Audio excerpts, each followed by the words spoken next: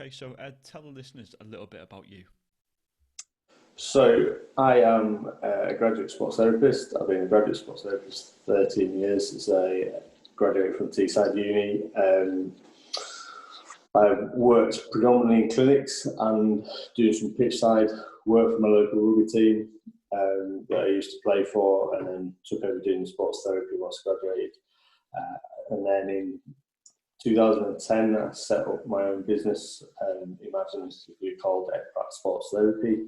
Um, and yeah, I've been running that since then. And then about 5 years ago, I got a sort of visiting lecturer role at Leeds Beckett, and then last September moved to Leeds Trinity on a permanent contract, and then work there now full time, but still run the two clinics. So my colleague Tom Howell, who's another graduate sports therapist, works in the clinics, and I do some ad hoc clinics and online appointments as well. I'm also chairing the communications group for the Society of Sports Therapists, and a role that you know well. So yeah, and that's pretty much it in a nutshell. Yeah, fantastic, and obviously balancing a few different things there in terms of clinic and lecturing work. So obviously there's lots of things going on. So what made you set up a sports therapy clinic initially? Yeah, so when I went to uni, I used to travel in to Teesside with a mate of mine called Steve Megson, and he was always set on football, and he went on and worked for Leeds United and Bolton Wanderers as the first team sort of physiotherapist, and it was never for me. And we'd drive through town and see people out running, people out cycling, and work with, like I say, work with the local rugby team, did some work experience there, and I always thought, like, who treats these people, and then I thought, well, why don't you treat those people? So I had a lot of help setting up from a chap called Steve Smelt, who was the lead for sports therapy at Teesside University, um, who gave me a job essentially. Massive influence on certainly on my early career and things. And then, like I said, in 2010, I decided to go on my own and took on the clinics. Started at Beadle and Northallerton, and then soon had another clinic locally. And it was treating the local people really. Um, I just didn't particularly want to go into professional sport, I don't think, at the time. Um, so I went into the clinical practice instead, and I absolutely loved it. Great, and as you mentioned there, that elite sport isn't for everyone. So, in terms of, in your own opinion, what are the most important things to consider if you are going to set up a sports therapy clinic in your local area? Yeah, so I was immensely lucky, and I think the first thing really is you need to surround yourself with the right people. Um, I have two brothers who both work in marketing, which have been really useful. My friend Nicola Proud, she also works in marketing but lives in the local area and wanted to really help me. I would say my marketing abilities, I absolutely have not done just done her advice justice, but she's been a massive help, and just having those people around you. Um, you, I think, you initially you focus, certainly now, not when I started, but more so now, the focus is on social media, and I must put this content out, I must do this. That I would just say, just make sure you look after the people that you've got. Um, you know, it doesn't matter how good the content is you put out on social media. If the people you treat don't like what you're doing, the business isn't going to grow. Word of mouth is still absolutely massive for sports therapists and people, healthcare professionals in general. Um, I made sure I remember sitting down with my dad, who was a business consultant, so again, an extremely useful person to have about. Sitting down with him projected forecasting in my naivety, my business grew really well in my mind to start off with. And I kept the graph that I did for years after. And actually, reality is you start off with one person in the first week, and if you need to see them again, you might have one person in the second week, and then it might grow to you might get 8 in a couple of weeks.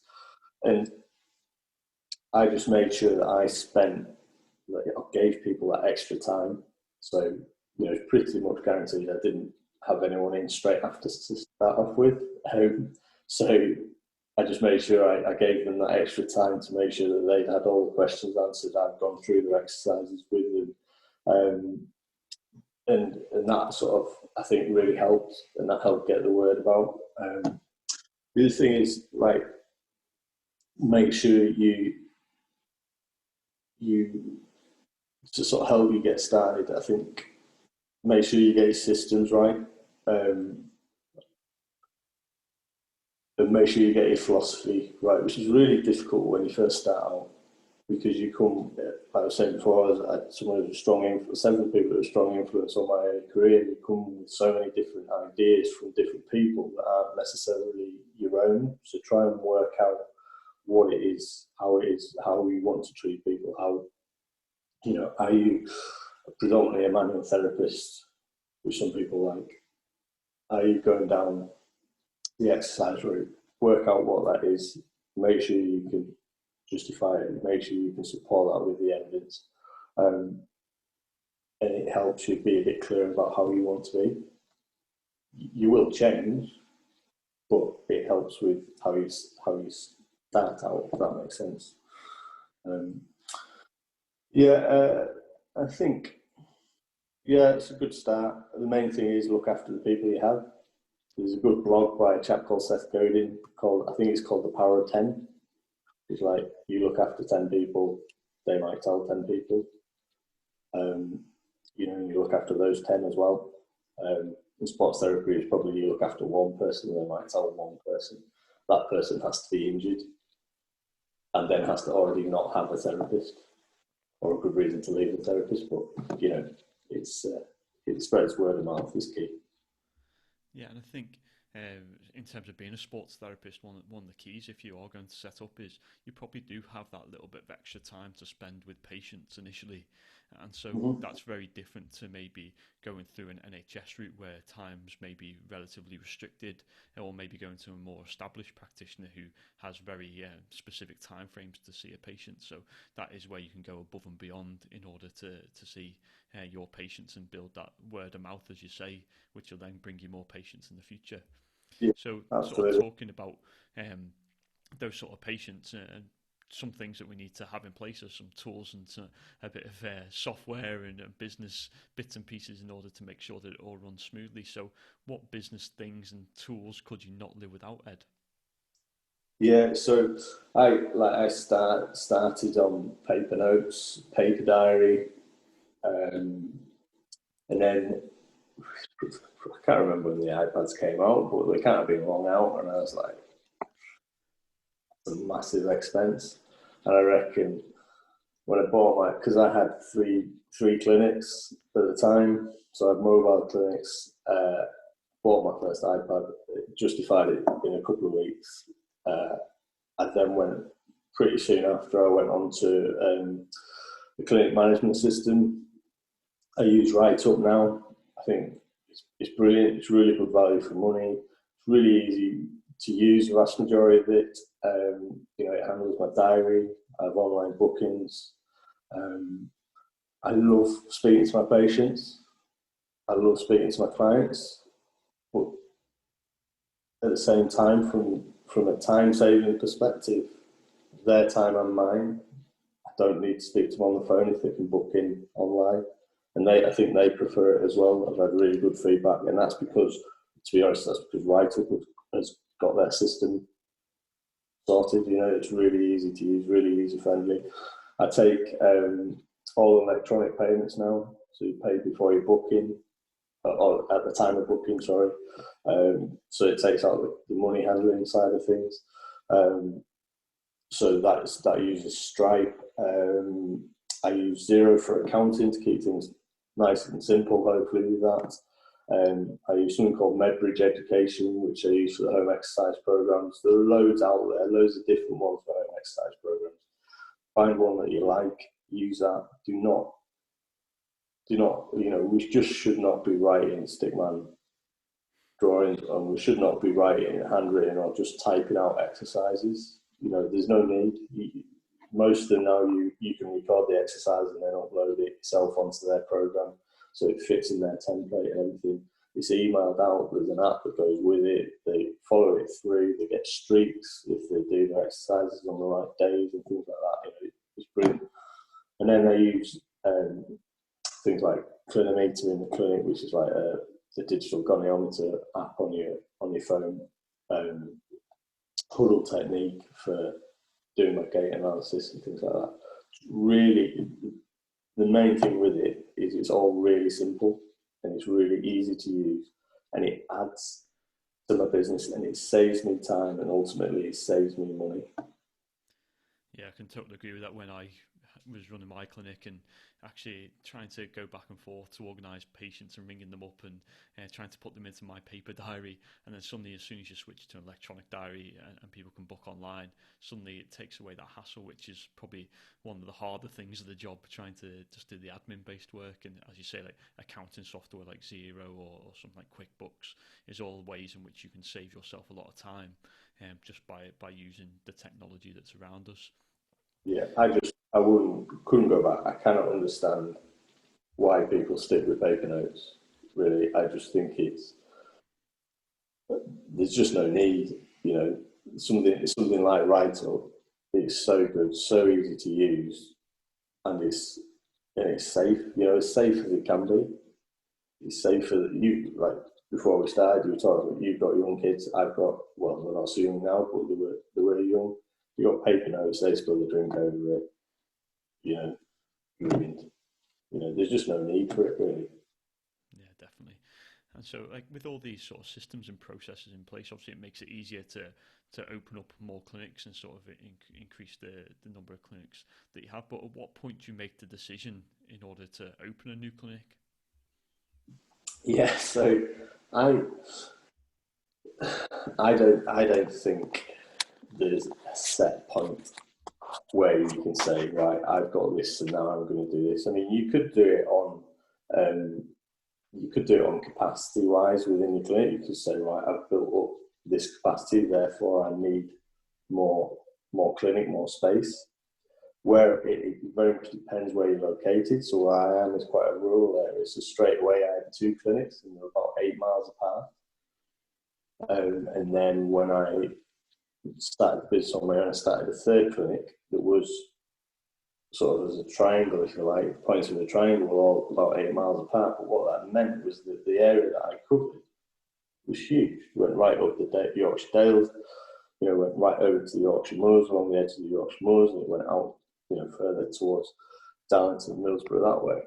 And that's why I opened those clinics, because the population size for one clinic wasn't big enough to perhaps sustain the clinic full time. Now, if you live in a city, that might be different. So you've got to consider that. The thing that led to me opening a clinic was, again, it's finding the right people and the right opportunities. And there were, I've got 2 clinics now. There's 3 other clinics that I've opened and then closed because of the last one in Yarm was a real shame to close. Just circumstances with me moving into academia more and not having the right therapist in the right location to work in it. But the others, they just didn't work out for some reason. So you've got to take that risk. You've got to be aware that might be a possibility. But I got the opportunity to open those clinics, and you either take the opportunity or you don't. You look at it and you say, right, where's my business coming from? What's my competition in that area? I was, when I opened one of the clinic, I was guaranteed some business down a sort of insurance capacity route, and then so that was sort of right. I know I'm going to get some business for that, so that's okay. Where it was, in the end, it didn't work out. It wasn't the right location, so I decided to close that and move elsewhere. But I've always had the clinic in Northampton and Bedale, so I think really the rather garbled answer, but you've got to be brave enough to take that opportunity when it comes up. If you think, right, there's something about this where actually this could be really good. And the other one that I would say is, if you find the right therapist, I would try and create the clinic time for them. Because if they live in your area and they're a really good therapist, you don't want them working for someone else, you know? So if you can keep them, even if it's going to cost you a bit in the short term, but because you think they're a really good therapist, a good enough therapist, then make that time for them, you know? And that's where I would then go out and look and say, right, where can I start that clinic? You know, where can I create that clinic space, a new clinic somewhere that suits them and suits me? Great. And so with that new therapist, what are you looking for in terms of the attributes of someone who you might go and create that new clinic for? Who stands out to you? Again, I think it's really tough. It doesn't matter what business you're in.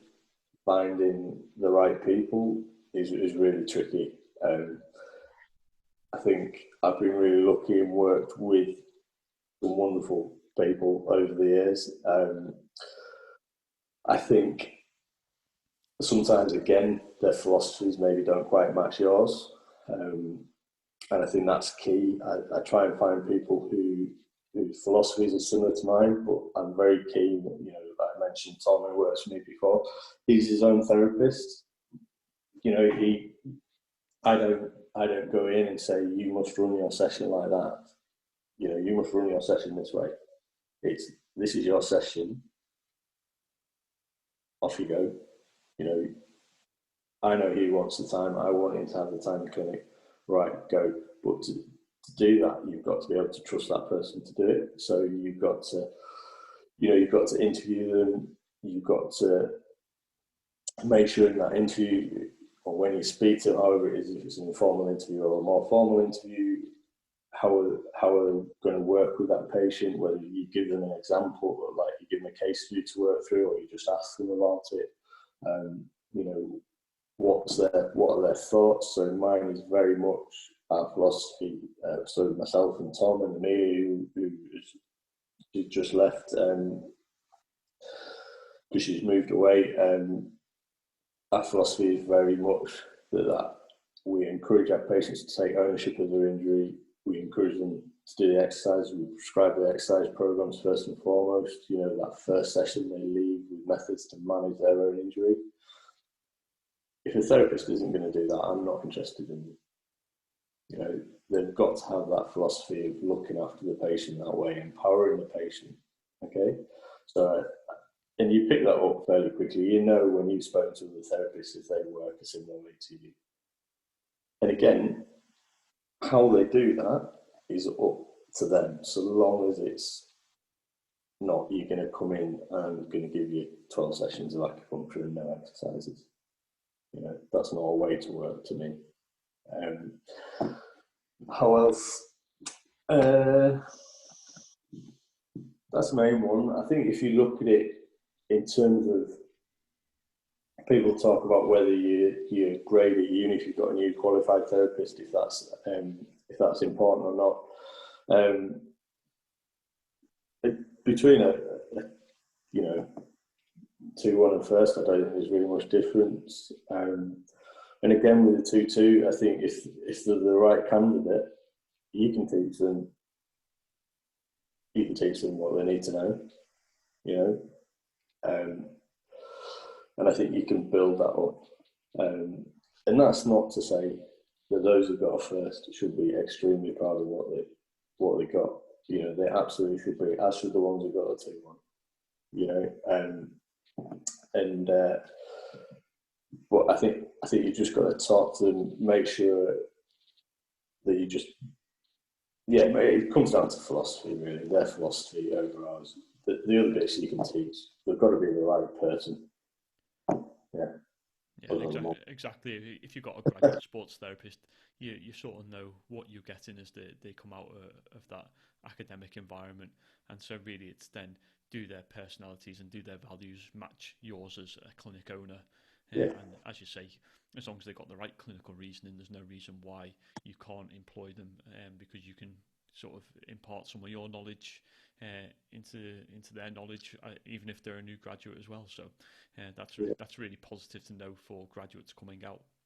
Yeah, the other thing I would say is, as a potential employer, and we've talked about this before, is follow up on the CVs, follow up on the references, follow up on the references that aren't on there as references in terms of where they've worked before, people they've worked with. This is the sports, I'll use your term, the sports therapy community is a small community, relatively small community, you know, and chances are you'll know someone that they've worked with, someone that's taught them, speak to those people, follow up on those connections, and get other people's views. What do they think? Do they fit with your philosophy? Do they not fit with your philosophy? Great stuff. So you've opened up a new clinic, and obviously you've said that you've got some quite close contacts who help you with your marketing. But what sort of marketing strategies do you use for your clinics to get people through the door? So with this, like I said before, I know what I should do. I'm not with social media and things. I do it and I use it. I'm not as good as I should be. It does work. It really helps. But what it always comes back to is the people who shout about you the most on social media are those people that you looked after in your clinic. So that is massive. You know, when I opened a new clinic, then put an announcement out and just blown away, you know, by the impressions or engagements or organic, not paid for, from people just because they were part of that local running community that you've helped out, that local triathlon community that you've helped out. One thing that I think gets lost again, and like I said before, social media is really important. I do use it. But one thing I think that gets lost, especially for sports therapists, is the connections that you make by going and speaking to groups, go and speak to clubs, go and speak to running clubs, football clubs, put on talks, go and speak to teams, go and speak to Pilates classes. You know, if you can time it so you get the end of one class and the start of another, so you don't have to do it twice. It takes 10 minutes to get 2 patients from that. It's easily paid for itself. You know, you do it on your way back from clinic, on your way to clinic. It just makes it so easy just to slot in, and you make the connections with that Pilates instructor or that yoga instructor or that whoever it is, that PT. They then refer people to you, and that gets people through the door. And if people are coming to you on recommendation from another fitness professional, they already think they're going to get better. So I think it's underrated, and I think it's really important. The other thing is, like, do things for, you know, here you really must remember your worth, but think about it again of how it helped you. So I go and provide, and myself and Tom and Amelia or whoever go and provide sports massage at the local 10k run, and we charge a £5, and we give all that to the charity that organises the run, so our local Pendragon charity. To say that I'm doing that out of purely altruistic intentions would be wrong. I get 4 or 5 patients a year from that. You know, I get the publicity from that. I'm more than happy and I'm delighted to help the local charity, and I'm delighted that people come and pay a fiver for a really short massage. But it also has a business side as well. And those things are really important because they help, again, get your name out in the community, get you in with that group of people who will be your target audience as well. Okay, great. Thanks, Ed. And there's been so much information you've given there that people are probably scrambling to write down in order to think of things that they can do in order to promote themselves, but also from the rest of the podcast. The podcast, mate, they just listen to it again. I know, replay all the time, 3 times through at least. So where can listeners find a little bit more about you, Ed, and obviously about your business as well? So I'm on Instagram, Twitter. I've got a Facebook page. If you search Ed Pratt Sports Therapy, it'll turn up. I think Instagram's an EP Sports Therapy, Twitter's EP Sports Therapy, and Facebook's Ed Pratt Sports Therapy. And then the business, the website's just edprattsportstherapy.com. Try to keep it nice and simple. Yeah, nice and simple. Perfect for me. Ed, thank you very much for coming on to the Sports Therapy Community Streamed. I'll make sure that all of those details are in the show notes. And obviously, any sports therapists who are looking to start or grow their clinic, I'm sure this has been an amazing episode for them to listen to. So thank you very much for your time. No worries. Thanks for having me on. I'm happy to chat to anyone about it as well. So, I appreciate what you're doing and putting these podcasts out and stuff. So, thank you. Thanks, Ed.